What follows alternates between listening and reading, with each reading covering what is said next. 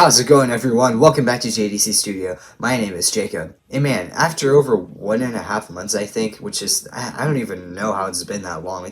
Where has the time gone? But yeah, that's how long it's been since I've done a solo ranking where I have commentary. As I'm recording this intro, I've actually already recorded the first 2 commentaries, and I gotta say, it took a little bit of getting used to, if you know what I mean. And the fact that it's been so long, but guess what? Today, it's back! Because I'll be ranking Phantom Sage in this video, requested by Gabar Bai. I hope I pronounced your name right. And yeah, shout out to him for recommending me that artist to rank next. And boy, the placements on these were really hard as well. Maybe not as much as Culture Code, but maybe yes as much as Culture Code, I don't know. But I digress. As always, I had a lot of fun ranking this artist. And before we get started, I just want to again thank everyone who's submitted to my RYS. Unfortunately, no promises that will be out soon. But after this video, I am planning to rank Milo's top 20, as well as a month ranking idea I had, and I won't spoil which month it is yet. So without further ado, let's get into the list, starting with number 14.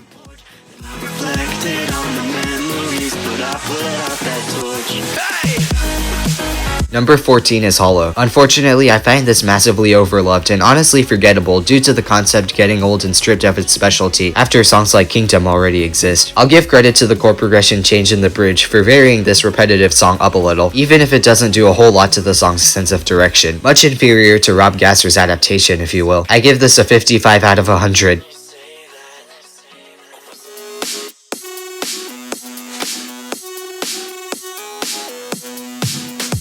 Number 13 is Kingdom, featuring Miss Lena. Yeah, I hope this placement doesn't surprise you, nor the fact that its likeness to Hollow brings it down in a vice versa fashion. That being said, this contains slightly more admirable progression and emotion helped by the 8-bit arpeggios. I give this a 59 out of 100.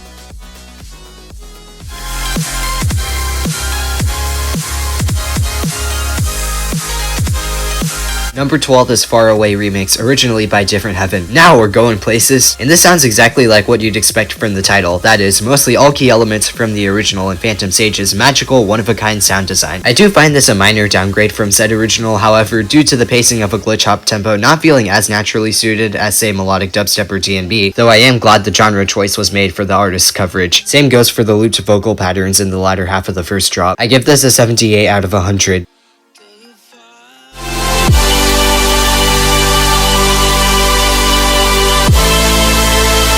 Number 11 is Pendulum. Trailer music is a rather interesting kind to rank, as despite their short length often resulting in a feeling of slight incompleteness, they never fail to take you on an adventure. Things are no different than that typical here, as I feel knowledge of the connected EP is sort of necessary to explain the descended outro. But man, is the whole thing incredibly well produced and exhilarating. Also, is it just me, or did Phantom Sage become a Minecraft soundtrack producer in the intro, triggering massive nostalgia? I give this an 80 out of 100.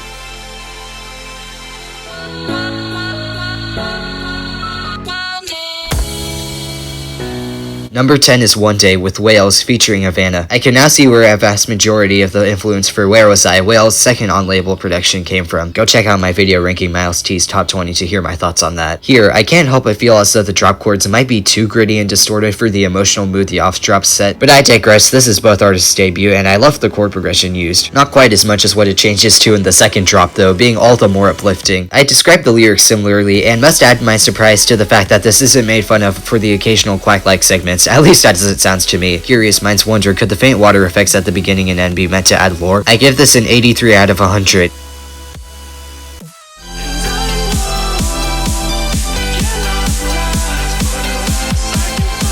Number 9 is Silence featuring Bindi. Definitely my preferred house approach in a rather unexpected manner thanks to the exquisite sound design and theme. Progression can drag on at times, and I wish there was more clarity as to what the melody actually was, but all it could potentially be bring enjoyable wackiness. Of course, it's always great to hear the good old long outro, which contains a funny end message this time around. I give this song an 84 out of 100.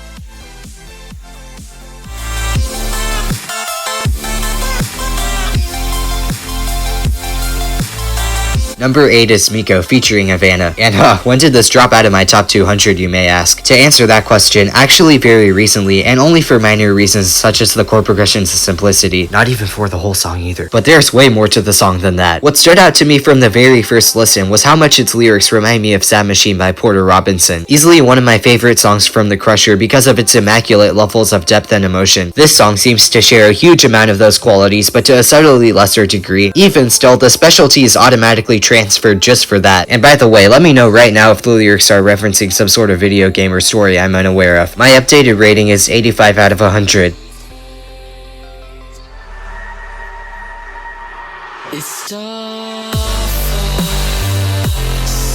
Number 7 is Starfire, featuring Spencer Marrow. Night Vibes have become a discussed song component once again due to it being here. It's truly amazing talent when drops with lower pitched chords manage to convey an extraordinary amount of emotion. Maybe that was the case with me and not giving into, but obviously to a much higher degree. The slight lack of variety makes me wish for more, but it's not like we can't enjoy what we got, especially not with the pianoed outro. Just what was needed to conclude not only this song, but Phantom Sage's NCS journey as of now. I give this an 86 out of 100.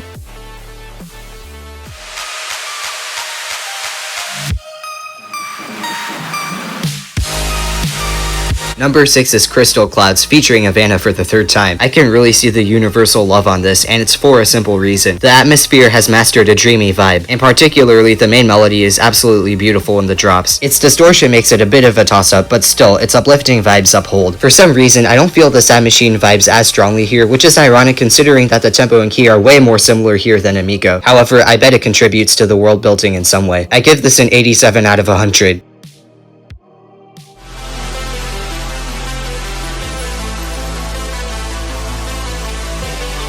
Number 5 is Far From Home. Frankly put, if it's possible for music to be risky, this song would be the representation all the way. Being over 8 minutes in length and mostly repeating the same melody throughout, you'd think I have complaints about unnecessary drag on. Despite that, however, not only am I glad this approach was made by Phantom Sage of all artists, but elements such as the bell sounds bringing us in, heroic vocal effects, ukulele switch up, and overall atmosphere create just as much of a listening adventure, if not more than Pendulum, unironically enough. Did I use that word right? Or I could just be biased since my favorite Minecraft songs, Drayden and Taswell, have a very similar structure. Well, probably both. I give this an 87 out of 100.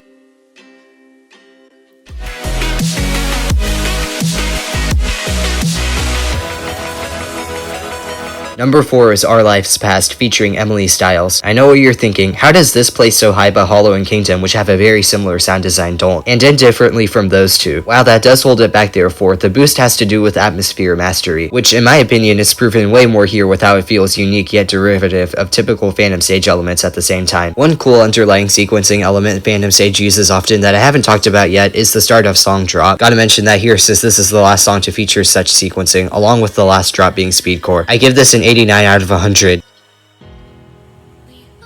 You will see.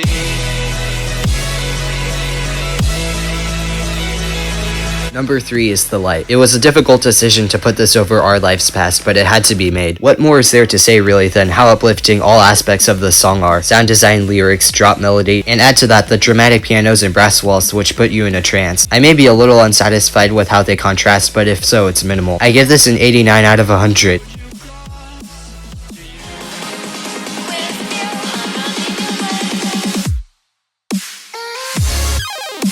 Number 2 is Away, featuring Bindi. The main reason I love this song so much is how it conveys emotion through sound design. First of all, the epic semi-faded piano sets the chord progression and overall mood. The vocal samples separate from the lyrics perhaps help this more, along with the lyrics. The chords stabilizing the drop are super satisfying and delightful, but the choppiness of it conflicts me. Even so, I also have appreciation for the chord progression change in said drops. All this makes an extraordinarily crafted song, though it's still not at the level of another work of Phantom Sage's, which I'll talk about very, very soon. I give this a 91 out of 100. This is currently my 167th favorite NCS song. And number 1 is...